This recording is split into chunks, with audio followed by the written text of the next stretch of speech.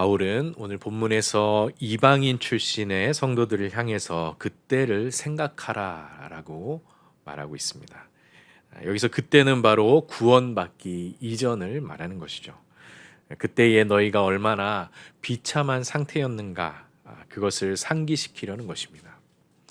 구원받기 전 이방인들은 유대인들로부터 할례받지 않은 무리라고 불리면서 멸시를 당했죠. 유대인들에게 할례는 가장 확실한 언약 백성의 표지이면서 또 아브라함의 자손임을 확증해주는 육체의 증거였습니다. 따라서 유대인들은 할례받지 않은 이방인들이 구원에서도 제외되었다라고 봤던 것이죠. 이방인들이 처했었던 이 비참한 상태에 대하여서 바울은 12절에서 여러 가지로 묘사를 하는데요. 그들은 그리스도 밖에 있었고 이스라엘 나라 밖의 사람이었으며 약속의 언약들에 대하여는 외인이요 세상에서 소망이 없고 하나님도 없는 자였다라고 말하고 있습니다. 하나님은 이스라엘을 택하시고 그들과 언약을 맺으셨으며 이 언약을 통해 이스라엘 백성에게 은혜와 복을 베푸셨죠. 그때 이방인들은 하나님의 언약에서 제외되었었기 때문에 언약을 통해 베푸시는 그 하나님의 은혜와 복으로부터서도 단절되어 있었던 것입니다. 그 결과 그들은 세상에서 소망이 없고 하나님도 없는 자가 되었다라고 말한 것이죠. 물론 그들은 하나님 외에 각종 신을 섬기기도 했고 또 미래에 대한 여러 가지 소망도 가지고 살았을 겁니다. 하지만 그들은 하나님만이 주실 수 있는 궁극적인 소망 가운데 있지 않았기 때문에, 다시 말해서 그리스도로 말미암는 약속과 종말의 구원에 근거하고 있지 않았기 때문에 세상에서 소망이 없고 하나님도 없는 자라고 말하고 있는 것입니다.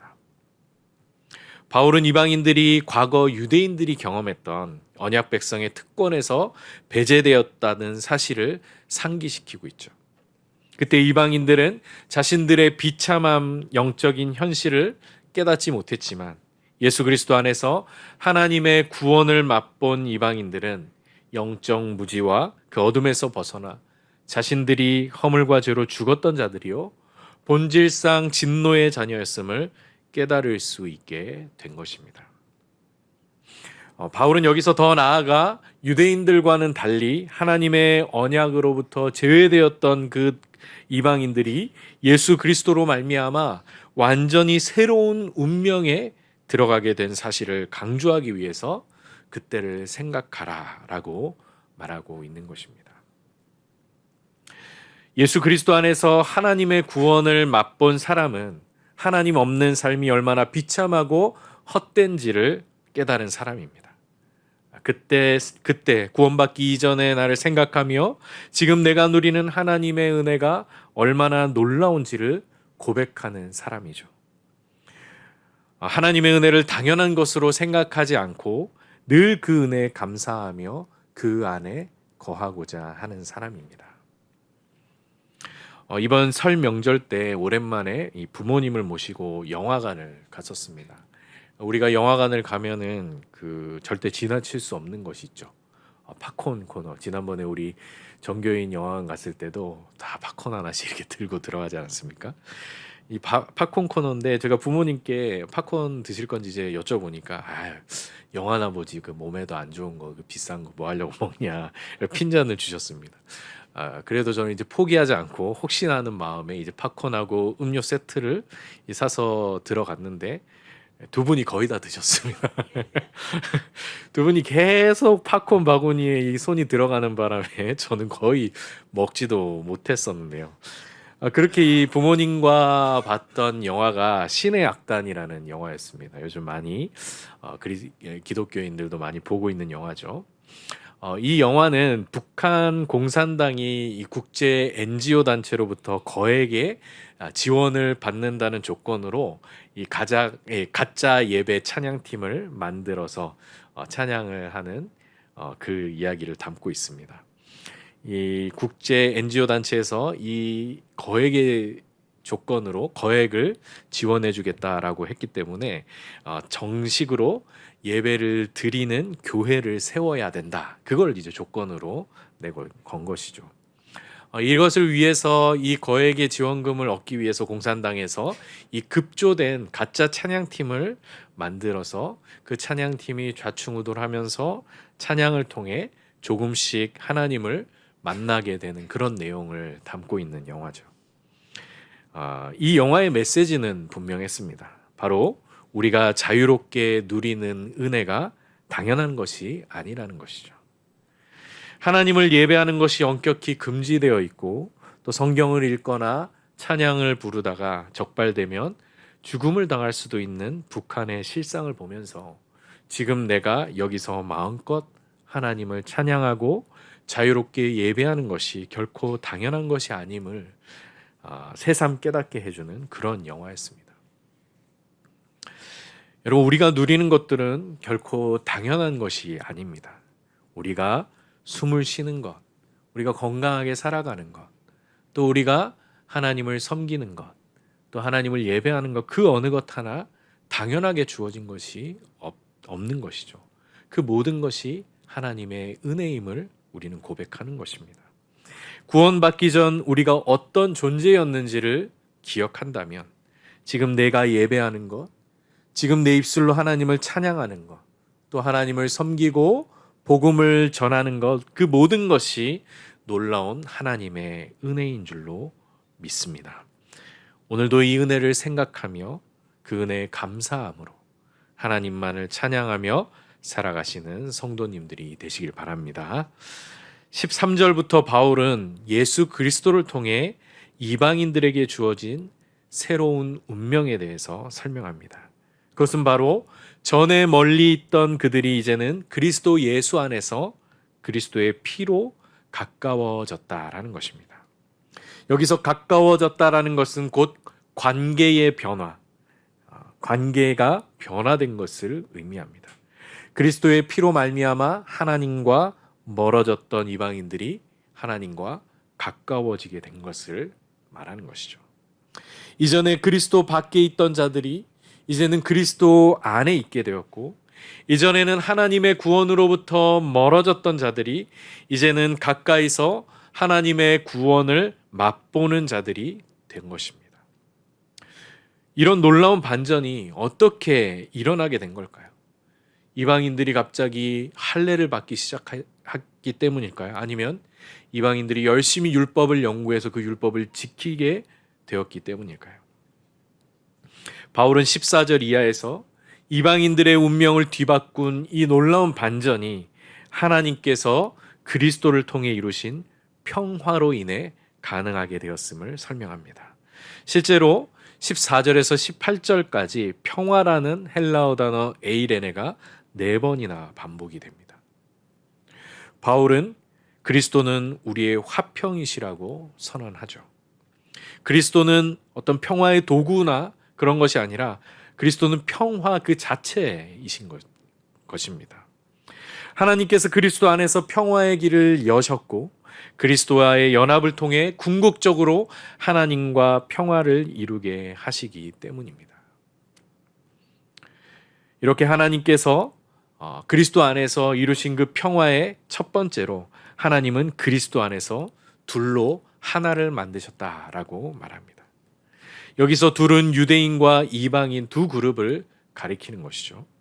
예수 그리스도께서 자기의 육체로 유대인과 이방인 사이를 가로막고 있던 담을 허무셨다라고 말합니다. 이 말은 곧 예수 그리스도의 죽음과 부활을 통해 유대인과 이방인을 하나로 묶으셨다라는 말입니다. 다음으로 하나님은 그리스도 안에서 법조문으로 된 계명의 율법을 폐하셨다고 말하죠. 사실 유대인과 이방인 사이를 가로막는 가장 큰 벽은 율법이었습니다. 유대인은 율법을 알지 못하는 이방인을 멸시했고 이방인은 율법을 자랑하는 유대인들을 적대시했습니다. 유대인을 이방인들의 빛으로 삼아 이방인들을 구원하기 위해 주어진 그 율법이 도리어 유대인과 이방인 사이를 갈라놓았고 혐오와 차별을 부추겼던 것입니다. 이에 하나님께서 법조문으로 된 계명의 율법을 폐하시고 이 둘로 그리스도 안에서 한 새 사람을 지어 화평하게 하셨다라고 말합니다. 그리스도로 말미암아 이제 율법은 무익한 것이 되었고 그리스도 안에서 유대인과 이방인이 한 새 사람으로 창조되었다라고 말하고 있습니다. 이제 그들은 율법이 아닌 그리스도를 믿는 믿음 안에서 하나님께로 함께 나아가게 된 것입니다. 유대인과 이방인을 원수로 만들었던 율법을 그리스도의 십자가로 소멸하사 이 둘이 한 몸이 되어 하나님과 화해하게 하신 것입니다. 마지막으로 하나님은 그리스도를 통하여 먼 데 있는 이방인들에게 그리고 가까이 있는 유대인들에게 평화를 전하십니다. 이 평화는 곧 16절에서 말한 하나님과의 화해를 말하는 것이죠. 바울은 유대인도 이방인도 하나님과 멀어져 있긴 마찬가지라고 본 것입니다. 유대인은 비록 육체의 할례를 행하고 율법을 소유했지만 하나님께 불순종함으로 하나님과 멀어져 있었습니다. 그 율법이 유대인들을 순종하게 만들지는 못했던 것이죠. 물론 이방인보다 하나님과 더 가깝긴 했지만 여전히 유대인들도 허물과 죄로 죽어 있기는 마찬가지라고 본 것입니다. 따라서 유대인에게도 평화의 복음이 필요했습니다. 유대인과 이방인 모두 그리스도 안에서 한 새 사람으로 창조되어서 한 성령 안에서 아버지께 나아감을 얻게 되었다라는 그 평화의 복음을 유대인들에게도 이방인들에게도 공히 전하신 것입니다. 여기서 바울이 한 성령 안에서라는 말을 덧붙이고 있다라는 사실에 주목하시기 바랍니다. 바울은 지금 우리의 구원을 성부와 성자와 성령, 삼위 하나님과의 연합이라는 관점에서 풀어내려고 하고 있습니다. 오늘 본문 앞에 나오는 2장 1절에서 10절에 걸쳐서 바울은 우리의 구원에 대해서 하나님께서 우리를 사랑하신 그 큰 사랑으로 죄와 허물로 죽은 우리를 그리스도와 함께 살리셨다라고 말하면서 이것이 우리에게서 난 것이 아니라 하나님의 선물이라고 말합니다. 성부 하나님께서 성자 예수를 통하여 죄와 허물로 죽은 우리를 살리시고 유대인과 이방인이 차별 없이 한 성령 안에서 아버지께로 나아가게 하신 선물을 구원이라고 말합니다. 그리고 2장 4절에서 이 모든 것은 바로 우리를 향한 하나님의 사랑에서 비롯된 것이다 라고 말하죠. 이처럼 구원은 삼위 하나님과 하나가 되는 것입니다. 삼위 하나님의 그 평화의 사귐 속으로 들어가서 한 몸을 이루는 것이 구원입니다. 바울은 2장 10절에서 우리는 그가 만드신 바라 그리스도 예수 안에서 선한 일을 위하여 지으심을 받은 자이니 이 일은 하나님이 전에 예비하사 우리로 그 가운데서 행하게 하려 하심이라고 말합니다. 여기서 우리는 바로 교회를 말합니다. 유대인과 이방인이 그리스도 안에서 한 몸을 이룬 교회를 말합니다. 이는 우리의 노력으로 이루어진 일이 아니라 하나님께서 만드신 한 새 사람으로서 교회를 세우신 것이죠. 그리고 교회는 그리스도 예수 안에서 선한 일을 위하여 지으심을 받았다라고 말합니다. 이 선한 일이 바로 이어지는 오늘 본문에서 강조하고 있는 평화입니다.